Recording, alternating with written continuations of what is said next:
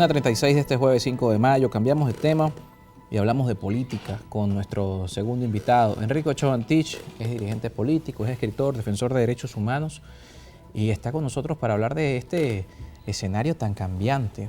Y quisiéramos comenzar con el tema que ya lo hemos discutido acá. Hemos tenido algunos invitados precisamente que han fijado posición al respecto de las sanciones económicas a Venezuela. Pues una carta dirigida al presidente de Estados Unidos, Joe Biden, firmada por 25 venezolanos, entre ellos José Antonio Gil Yepes, que estuvo con nosotros. Manuel Sutherland también ha estado acá en estudio y hablan de la necesidad de revisar esa política que Estados Unidos ha implementado hacia Venezuela y que ha afectado, cómo esto está afectando a la economía. Y en contraparte ha salido una carta firmada también por más de 50 personas, entre ellas Antonio Ledesma, algunos diputados de la Asamblea Nacional electa en 2015, que dicen que hay que... Los inefables. Que hay que profundizar las sanciones. Los inefables, los nunca bien ponderados, que creo que nos han llevado por un camino de equivocaciones y de errores permanentes.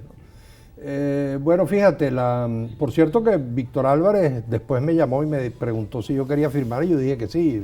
No sé si al final en las últimas actualizaciones de firma yo estaré ahí, ¿no? ¿La de los 25 o la de los 25? ¿O la de los inefables? No, la de los inefables jamás. Dios me cuide, Dios me cuide.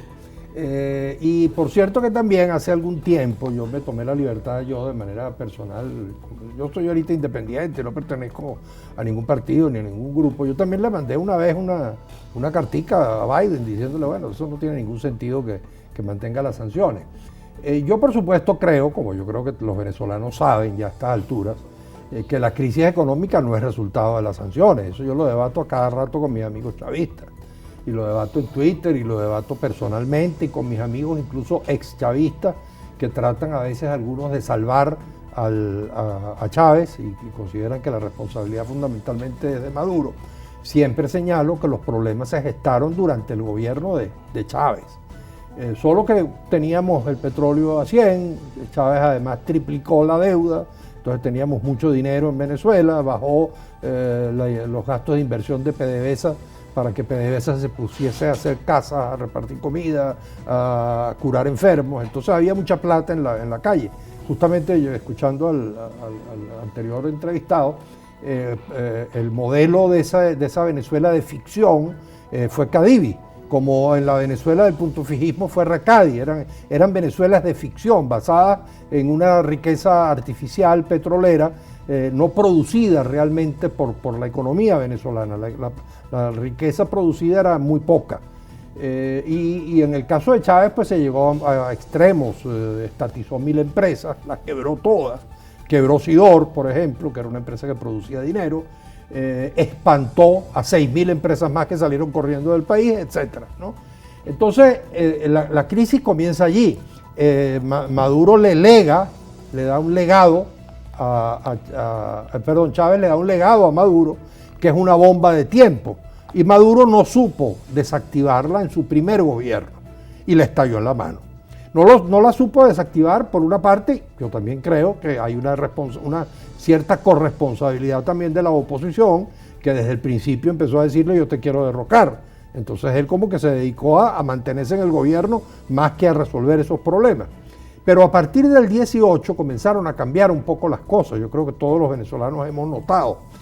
Curiosamente los chavistas siempre le dicen a uno, no, las sanciones son la culpa de todo. Y curiosamente es al revés. Después de las sanciones, porque el gobierno revirtió las políticas estatistas y populistas de Chávez, que quebraron la economía nacional, justamente ahora, en medio de las sanciones, justamente, se están viendo algunos resultados. La economía empieza a crecer. ¿Por qué? Porque se liberó el cambio, se liberaron los precios, se empezaron a reprivatizar algunas empresas, se le empezó a dar seguridad a la empresa privada, algunos empresarios, algunas transnacionales, algunos empresarios privados empezaron a ver que hay otra vez oportunidades, como te decía el anterior entrevistado, de negocios, y es la única forma de que una sociedad produzca riqueza para que se pueda repartir. Entonces, ¿por qué pedir que se levanten las sanciones? Porque claro, eso no son responsabilidad, pero lógicamente las sanciones, como dice Bachelet, que es una expresión que a mí siempre me gusta mucho, agravan una crisis preexistente. Pero además, por cierto, hay una razón, si tú quieres, incluso hasta política, ¿no? Que es que las sanciones generalmente a los regímenes autoritarios les da un pretexto. Tú hablas con un chavista ahorita y cualquier problema, el hueco de la calle, culpa de las sanciones. Ese hueco que está ahí, no, eso no fue que el alcalde chavista no lo tapó, ¿no? Que la culpa es de Trump y de Biden, que ese hueco existe en la calle, ¿no? Entonces, bueno, le das un pretexto al régimen autoritario. Además, los sectores más conservadores, más dictatorialistas del régimen autoritario, empiezan a legitimarse porque dicen, bueno, si el imperio nos está atacando, entonces nosotros tenemos derecho a violar los derechos humanos, a mantener presos, a tener presos políticos, porque nos estamos defendiendo del imperio. Entonces, eso no resuelve los problemas. El ejemplo más notable fue el caso de Cuba. Sí, quizás era otra época porque era la Guerra Fría, pero si cuando Fidel y la revolución, cuando todavía ni siquiera eran comunistas, era el movimiento 26 de julio, y empezaron a hacer unas medidas que tú podías estar en desacuerdo con ellas. Ellos estatizaron empresas norteamericanas, etcétera, ¿no? Lo que tú quieras.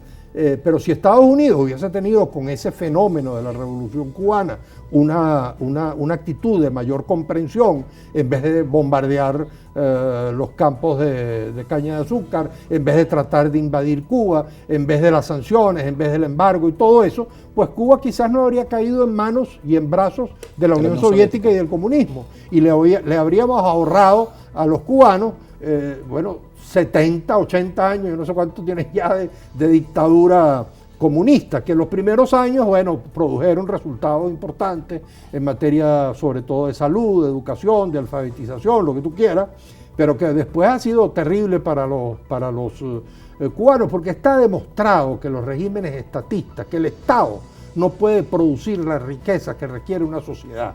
Lo único que puede producir la riqueza de una sociedad son millones de seres humanos, cada uno con un negocio chiquito, mediano o grande, tratando de ganar dinero, porque cada quien quiere ganar dinero para sí, pero al tratar de ganar dinero para sí, crea fuentes de trabajo, etcétera, y tienes que tener un Estado.